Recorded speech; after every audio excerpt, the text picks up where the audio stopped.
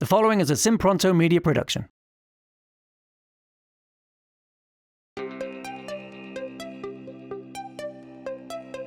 Hey guys, welcome to the Real Life Leadership podcast, where we share real life stories from real life leaders so that you can be a better leader in your organization. And today we are talking about, our title is How to Be a Strong Leader in Your Marriage as well as your business to get through COVID-19. And my guest is Dr. Sarah Rattray. So Dr. Sarah, welcome. Tell listeners a little bit about yourself and why it's so important as leaders that we make sure our marriage is doing well on the home front. Okay, well, Chantel, thank you so much for having me on. So I have been a couples psychologist for 30 years, and one of the things that I really specialize and am aware of is the impact of stress on our bodies and, of course, our communication with each other. And when we are trying to pay attention to our business, when our relationship at home and our communication is really tense and stressful, obviously that bleeds over, and it's really hard to concentrate and to focus at our full potential on our business. Well, I have a question for you that I think will be really good for us to start by answering this question, because someone had emailed it in and I thought it was a good one. So I thought we'd kind of ask it on the show. So this lady says, I am a nurse and my husband owns his own restaurant, and he is now home watching our 3 children, all who are under the age of 8, while I'm pulling at least 40 to 50 hours per week. Tension at home is really, really tough right now because my husband feels like he is now Mr. Mom and doesn't love it.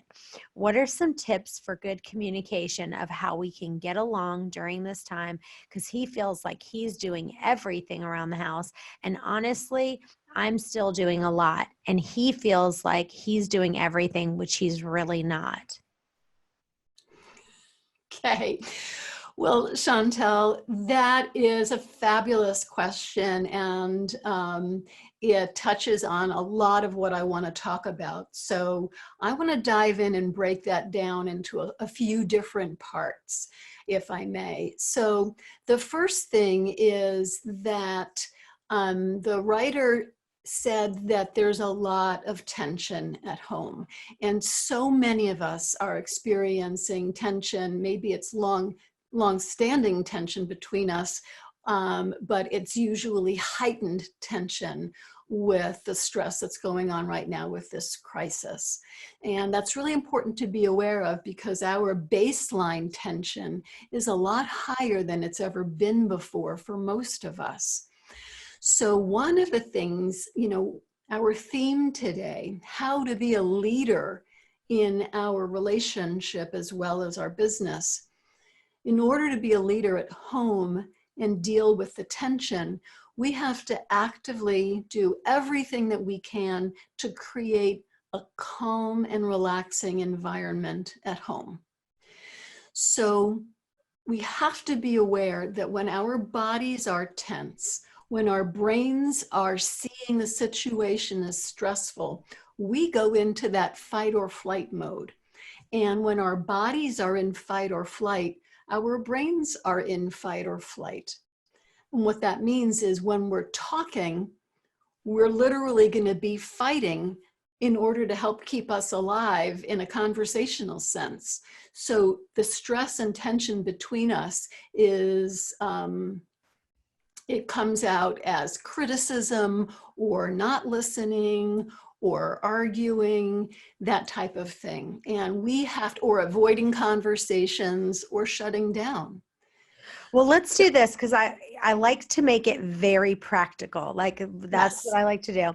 So we got this question, and I'm going to pretend like I am the husband who owned the business who is now staying at home. Okay. Yes. And you pretend like you are the nurse that's working, 40 hours, 40 to 50 hours and coming home and still doing things. Okay.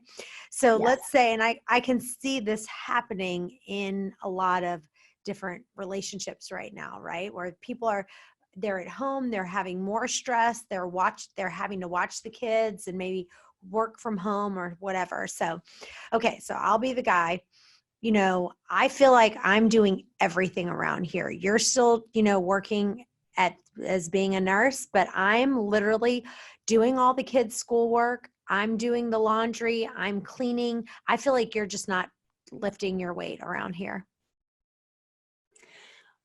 So I can say what to do, or I can be the nurse. So if I'm the nurse, what I'm going to say to you is, honey, tell me more. It really sounds like you are really feeling a lot of stress. Tell me more about what it's like for you to be doing so much at home right now. Well, I mean, yeah, I'm not used to being home all day. I'm used to running the restaurant, and I feel like you're just not pulling your weight. Like when you come home, like you could help with the dinner, help with the kids. Like once I've been with the kids all day long, when I come home, I'm done with them. I don't want to do anything else with them. I know you've been at work, but I need a break from them. So when you get home, I need you to take over. Yeah. So, honey, I really hear that by the time I get home, you are over it. You're exhausted. You're wiped out. You feel so much stress, and you just wish that you could hand them over to me, hand the house over to me. You need a break. And you know what, honey, if I was you at home with this change and you're not at your business anymore, I think I would feel the same way as you do. It makes so much sense to me that when I come home, all you want to do is have me take over. I can really see that from your perspective. If I was you with this new reality, I think I'd feel the same way too. It makes sense. Yes, you really validated my feelings and you got it exactly right of how I feel. But let's say, which that was great. You did a great job So of hold on a validating my second. feelings. Yes. Chantel, hold on a second. What I want to ask you, when I validated your feelings, did you feel more stress and tensed, or did you feel more relaxed and More connected? relaxed. Yeah, I feel like you really did a good job of validating how I feel. But I want you, That's my job as a leader in our family, to validate you. So now let's go on, and you ask me what you're going to say. yeah. So now though, I want you, which you did a great job validating, but I want you to now feel like from your perspective, because what she's saying in this letter is she's saying he's not doing everything. He's acting like he wants to do everything. But now she's probably exhausted from working 50 hours at the hospital as a nurse. Yeah, So yeah. she's basically saying, I understand that you want to give me all the responsibilities now, but I'm not going to take on everything when I get home too, because I've already been working 50 hours. So you've done a good job of validating. Now, how can she then in a nice way express how she's feeling? Absolutely. So let me say, before I tell you how she can do it, there's two extremely different parts to communication. The first part is understanding each other and letting each other know that we can hear each other. The second part is coming up with what we're going to do about it. So Chantel, when you were the husband just now, you felt so much relief and validation. You're more open to me now, but we're not up to problem solving yet. So now if I'm the nurse, what I want to say is, well, so honey, can I share with you how I'm feeling right now? Is that okay? Can you, Yes. are you able to listen? Yes. Okay. Um, so I am working so hard, 40, 50, sometimes more hours per week. And I know you know that. And not only am I working hard, but I'm working under frankly frightening conditions. And, I don't have enough masks. I don't have enough protection. I'm seeing these people who are devastatingly ill. And when I come home, I am so exhausted. All I want to do is, be in a safe haven. I need some support. I need a friendly face. I need a hug. I'm kind of reluctant to touch any of you guys, but when I come home, I need this kind of safe haven. I need to not feel so frightened. I need to not feel burdened. I need a chance to catch my breath. And I've been kind of feeling like I'm doing two jobs, that I'm doing my nurse job, and then I come home and I have to still do a full household job. And it's just so exhausting. And I wanted to share with you that's how it feels to me. Hey guys, I want to take a minute real quick to tell you about this retreat that I'm putting together. It's going to be just 10 lucky people that I'm going to select, and we are going to stay in a 5-star resort in Miami, and it's going to be pamper time. But the most important thing, I'm going to open up my books. I'm going to show you everything. You're going to leave there with my Word docs. You're going to leave with a USB drive with all the information that I've possibly done, every system in place. A lot of times you go to these conferences, you get all jazzed up, but you don't walk away with anything. You're going to walk away with this retreat with tons of systems. Go to chantelray.com/retreat to learn more.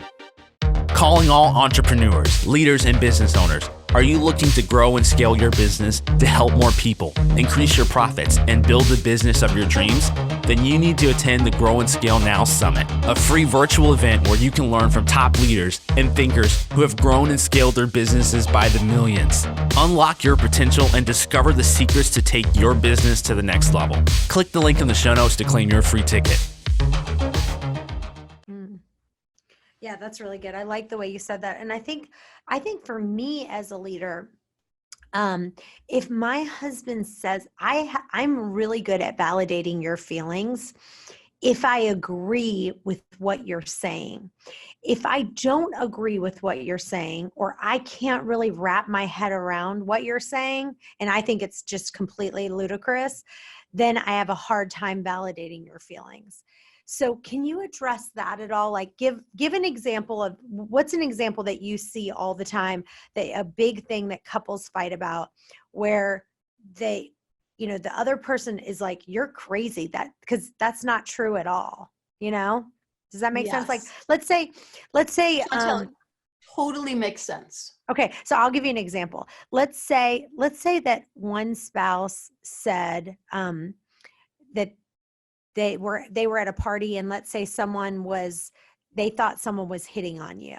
And so you were saying like, no, nobody was hitting on me at this party. So that would be a good example of like, you'd be like, you're crazy. Like, I have a hard time validating your feelings because what you're saying is absolutely not true. Okay, so I will see if I can use the hitting on you example.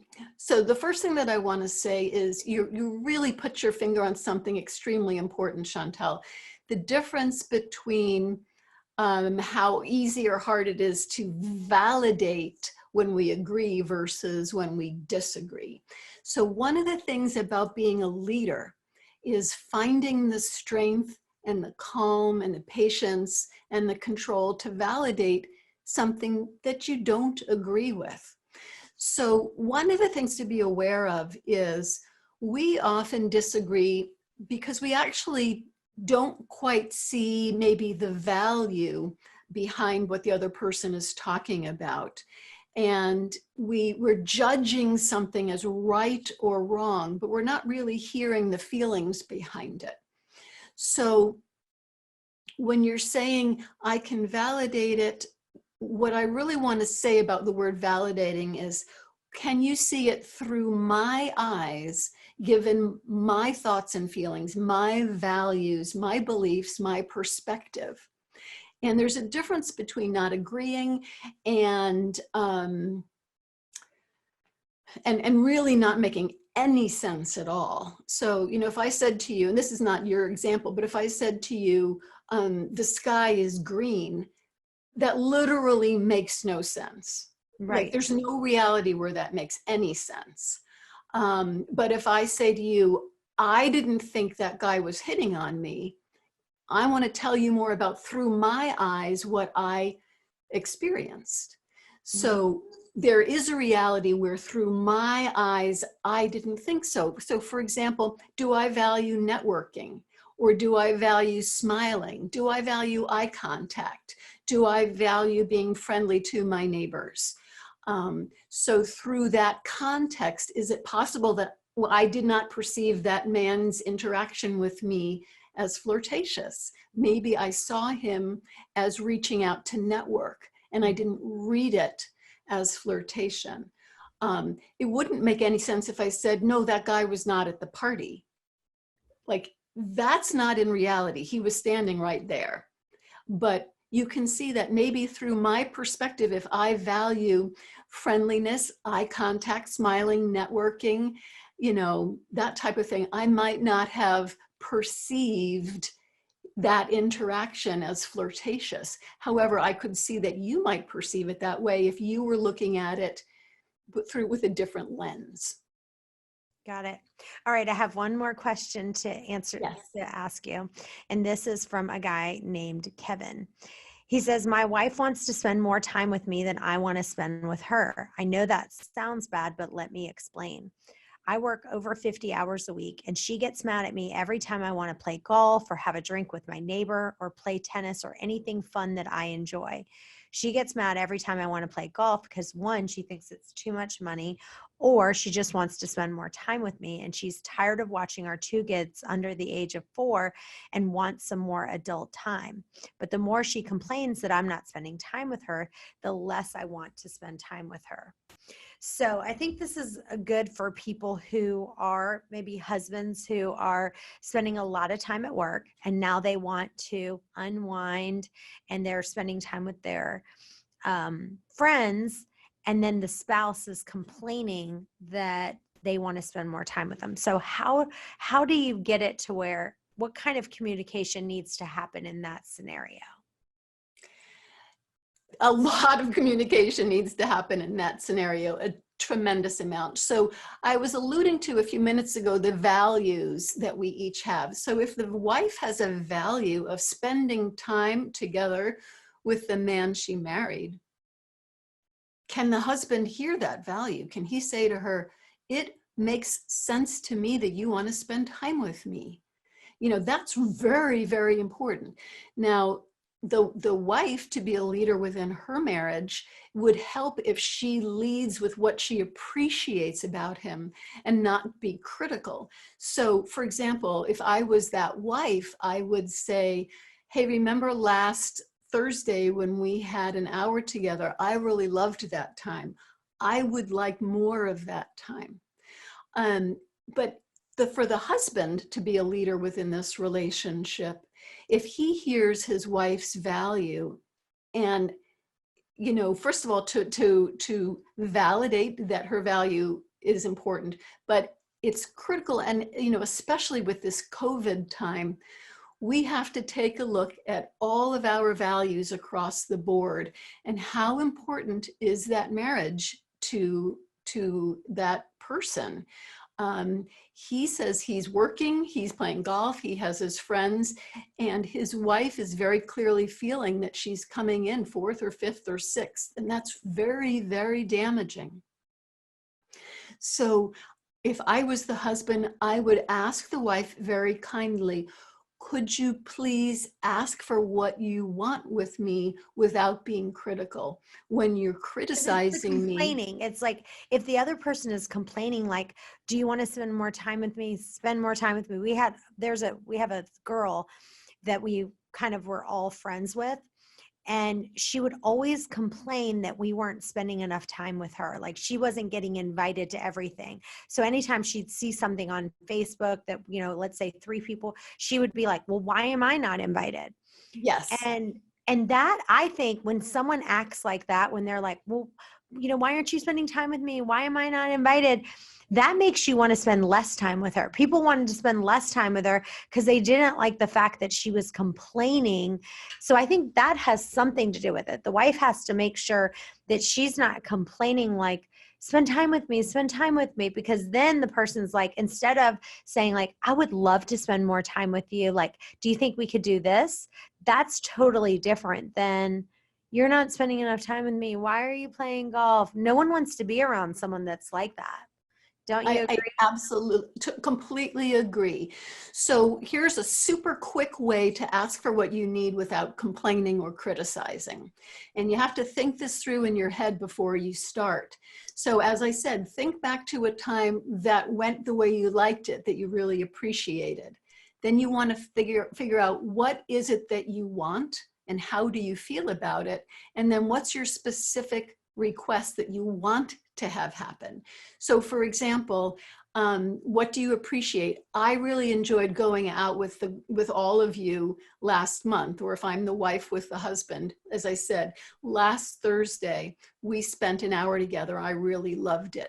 What I would like is, or what's happening is, when we spend time together, I feel closer to you. So what is it that I want and how do I feel? When we spend time together, I feel closer to you.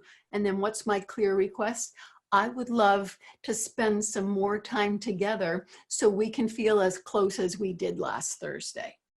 So, and then also specifying what that time is. So it's like, for this wife, like, don't you think it'd be reasonable to say, okay, could we have every day to spend 30 minutes just talking, me and you, or once a week a date night, or whatever those specific things are? Because if you just say, I want you to spend more time with me, spend more time with me, that's not specific. So if the wife said, can we, I'd love to see if we could come up with a schedule that says, can you spend 30 minutes a night, or once a week date night, or 2 hours doing this, or 30, whatever it is.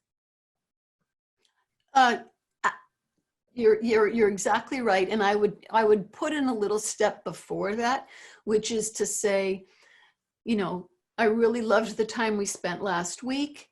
I would like to spend more time with you because I feel close to you. Can we sit down and talk about how we can set up some times to be together? Because what we often do, Chantel, is we often just kind of surprise the other person with this question or this request. And then the other person feels startled and unprepared to talk about it. And again, where did this come from? So if we say, I want to spend more time with you because I feel close to you, like last week, that felt really good. Can you and I find some time to sit down and talk about, get out our schedules together and find times that really work for us to be together? So you set it up that way. So now when we come together to have the conversation, we're both prepared. So, I can be thinking to myself, yes, I'm going to be looking at my calendar to find those times to spend together. And then, Chantel, you're absolutely right. Let's get specific. Let's pick some daily times for check-ins. Let's pick some weekly times for date nights. Let's definitely get specific. So what are some systems that you can suggest? Because I'm a very systems person. That's how I run my business. Everything is systematic. I have daily habits for myself.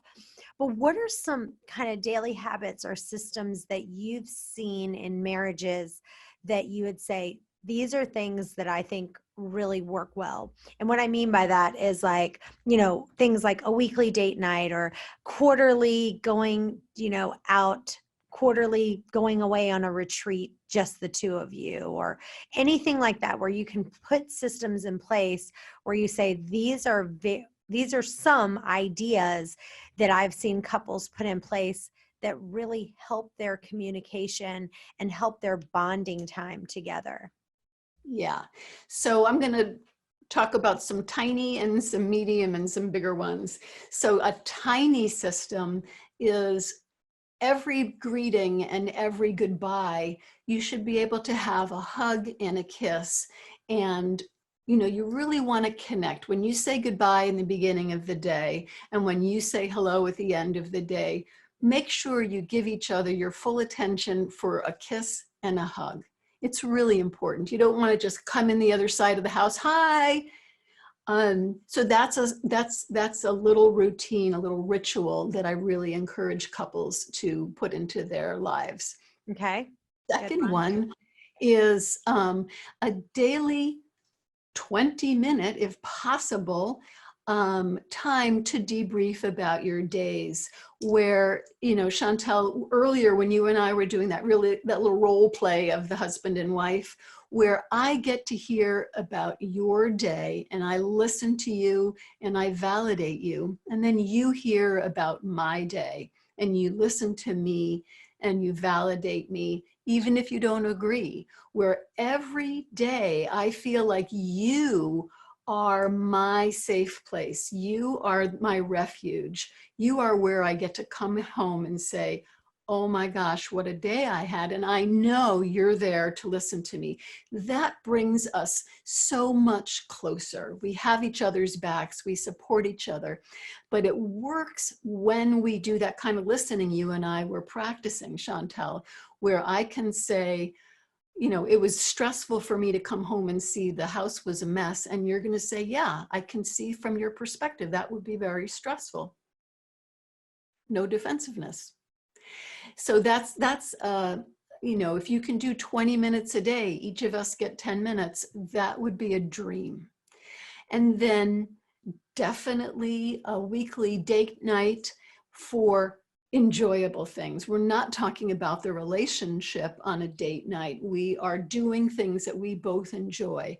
We're doing things where we feel connected and maybe seeing something funny, we're laughing together, but also a weekly meeting, maybe an hour-long meeting where we review what's going on in our relationship, what's going on in our family, what's going on in our household, where we do not only the listening and validating of each other, but once we understand each other, then we can have some time to actually problem solve together.